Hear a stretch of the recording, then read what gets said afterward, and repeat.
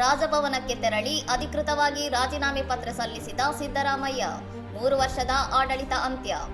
ರಾಜ್ಯ ರಾಜಕೀಯದ ಇತಿಹಾಸದಲ್ಲಿ ಮತ್ತೊಂದು ಮಹತ್ವದ ಅಧ್ಯಾಯ ದಾಖಲಾಗಿದ್ದು, ಸಿದ್ದರಾಮಯ್ಯನವರು ಇಂದು ಲೋಕಭವನಕ್ಕೆ ತೆರಳಿ ಅಧಿಕೃತವಾಗಿ ತಮ್ಮ ಮುಖ್ಯಮಂತ್ರಿ ಸ್ಥಾನಕ್ಕೆ ರಾಜೀನಾಮೆ ನೀಡಿದ್ದಾರೆ.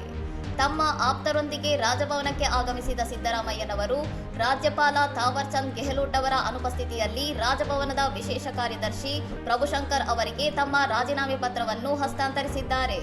ಸಿದ್ದರಾಮಯ್ಯನವರು ನೀಡಿದ ಒಂದು ಪುಟದ ಅಧಿಕೃತ ರಾಜೀನಾಮೆ ಪತ್ರವನ್ನು ವಿಶೇಷ ಕಾರ್ಯದರ್ಶಿ ಪ್ರಭುಶಂಕರ್ ಅವರು ಸ್ವೀಕರಿಸಿದ್ದು, ಇದರೊಂದಿಗೆ ಸಿದ್ದರಾಮಯ್ಯನವರ 3 ವರ್ಷಗಳ ಆಡಳಿತಾವಧಿ ಅಧಿಕೃತವಾಗಿ ಅಂತ್ಯಗೊಂಡಂತಾಗಿದೆ.